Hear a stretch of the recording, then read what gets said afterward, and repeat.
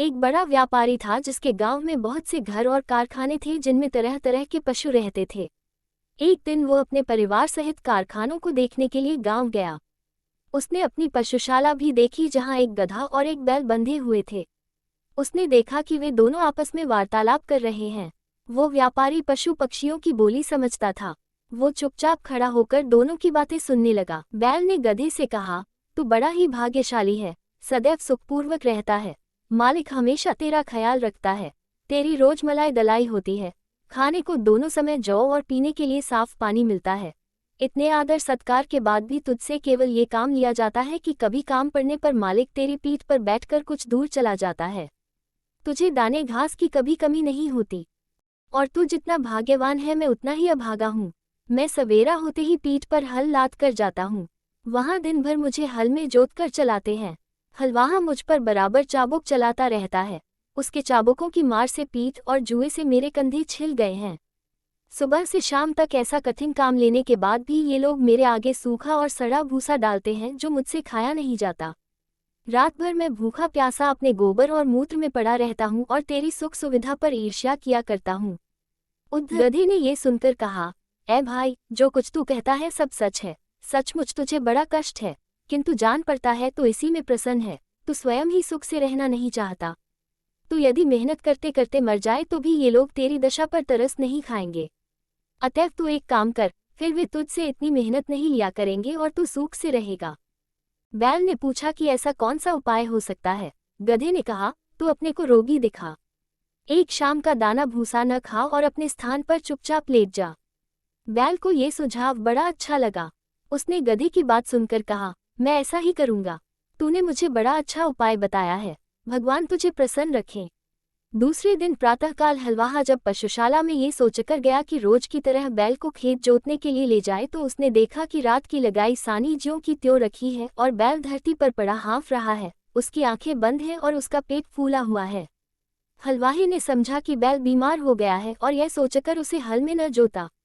उसने व्यापारी को बैल की बीमारी की सूचना दी।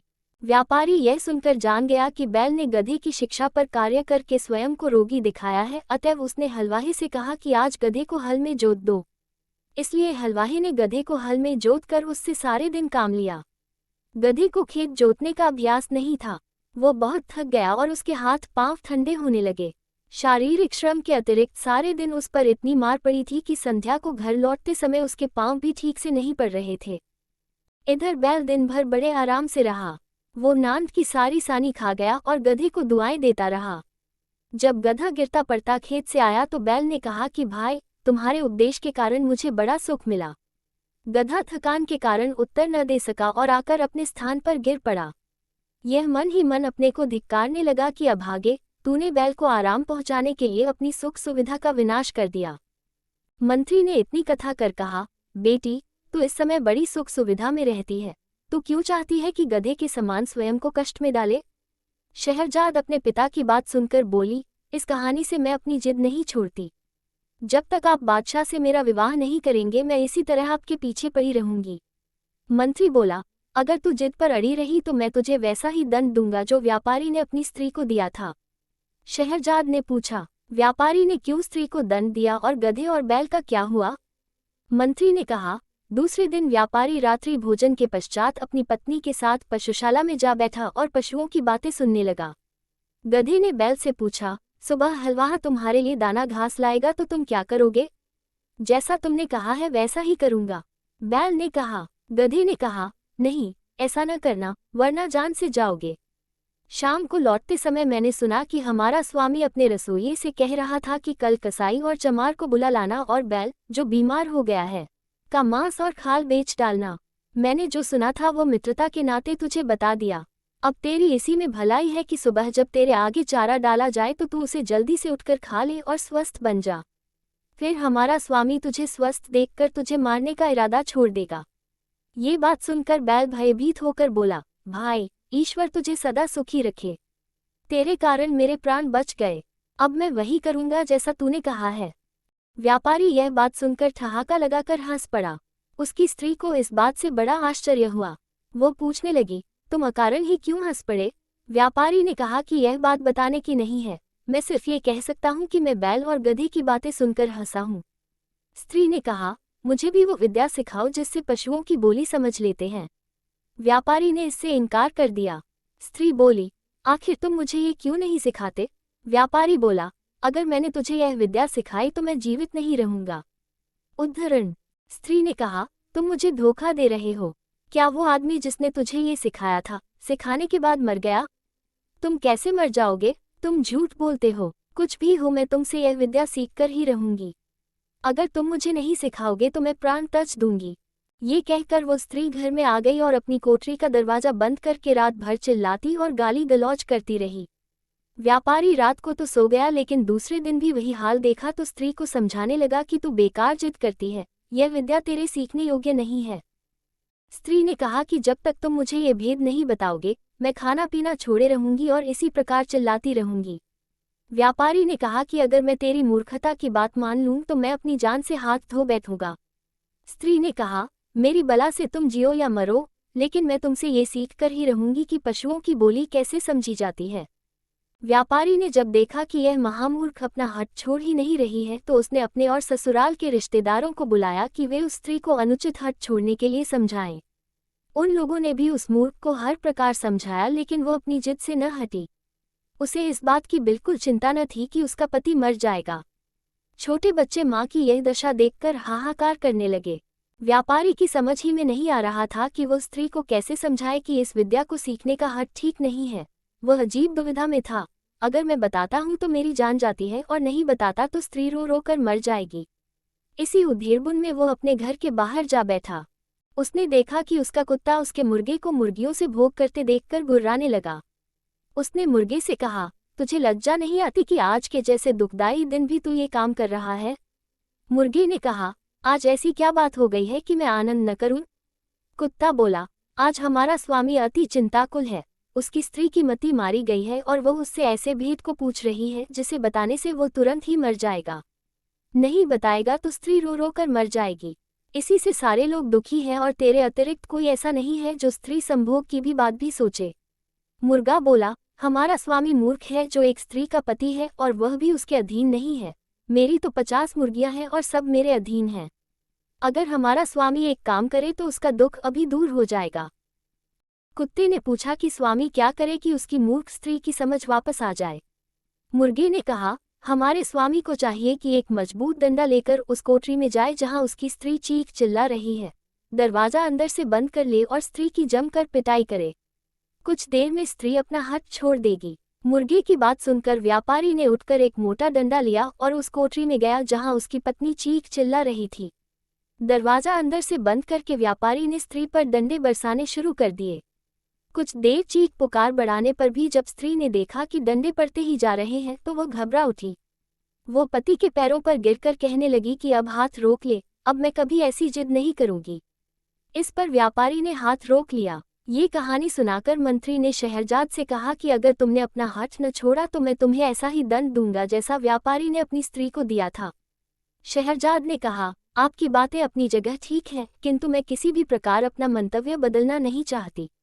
अपनी इच्छा का औचित्य सिद्ध करने के लिए मुझे भी कई ऐतिहासिक घटनाएं और कथाएं मालूम हैं, लेकिन उन्हें कहना बेकार है। यदि आप मेरी कामना पूरी न करेंगी तो मैं आपसे पूछे बगैर स्वयं ही बादशाह की सेवा में पहुंच जाऊंगी। उद्धरण। अब मंत्री विवश हो गया। उसे शहरजाद की बात माननी पड़ी। वो बादशाह के पास पहुंचा और अत्यंत शोक संतप्त स्वर में निवेदन करने लगा, मेरी पुत्री आपके साथ विवाह सूत्र में बंधना चाहती है। बादशाह को इस बात पर बड़ा आश्चर्य हुआ। उसने कहा, तुम सब कुछ जानते हो, फिर भी तुमने अपनी पुत्री के लिए ऐसा भयानक निर्णय क्यों लिया? मंत्री ने कहा, लड़की ने खुद ही मुझ पर इस बात के लिए जोर दिया है। उसकी खुशी इसी बात में है कि वह एक रात के लिए आपकी दुल्हन बने और सुबह मृत्यु के मुख में चली जाए। बादशाह का आश्चर्य इस बात से और बढ़ा। वो बोला, तुम इस धोखे में न रहना कि तुम्हारा ख्याल करके मैं अपनी प्रतिज्ञा छोड़ दूंगा। सवेरा होते ही मैं तुम्हारे ही हाथों तुम्हारी बेटी को सौंपूंगा कि उसका वध करवाओ। ये भी याद रखना कि यदि तुमने संतान प्रेम के कारण उसके वध में विलंब किया तो मैं उसके वध के साथ तेरे वध की भी आज्ञा दूंगा। मंत्री ने निवेदन किया, मैं आपका चरण सेवक हूँ। यह सही है कि वो मेरी बेटी है और उसकी मृत्यु से मुझे बहुत ही दुख होगा, लेकिन मैं आपकी आज्ञा का पालन करूंगा।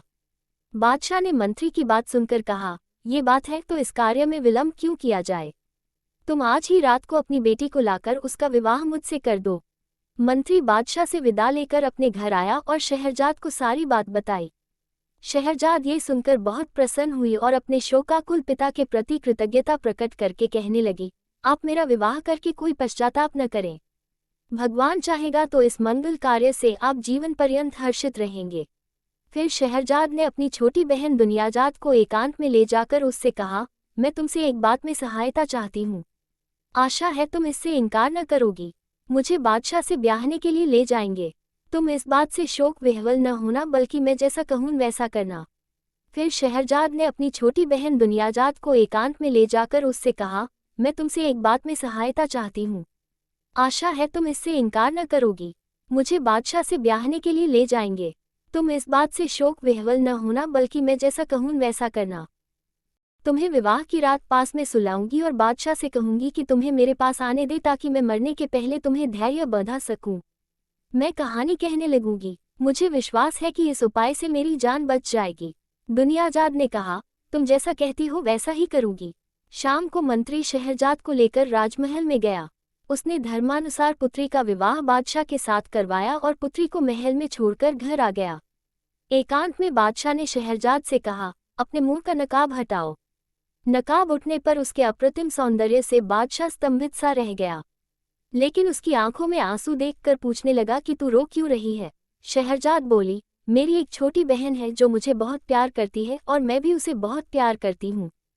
मैं चाहती हूँ कि आज वो भी यहाँ रहे, ताकि सूर्योदय होने पर हम दोनों बहनें अंतिम बार गले मिल लें। यदि आप अनुमति दें तो वह भी पास के कमरे में सो रहे। बादशाह ने कहा, क्या हर्ज है, उसे बुलवा लो और पास के कमरे में क्यों, इसी कमरे में दूसरी तरफ सुला लो। चुनांचे दुनियाजाद को भी महल में बुला लिया गया।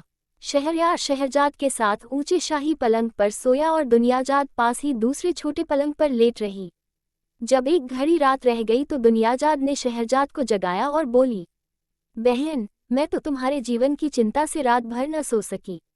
मेरा चित्त बड़ा व्याकुल है। तुम्हें बहुत नींद न आ रही हो और कोई अच्छी सी कहानी इस समय तुम्हें याद हो तो सुनाओ, ताकि मेरा जी बहले। शहरजाद ने बादशाह से कहा कि यदि आपकी अनुमति हो तो मैं जीवन के अंतिम क्षणों में अपनी प्रिय बहन की इच्छा पूरी कर लूं। बादशाह ने अनुमति दे दी।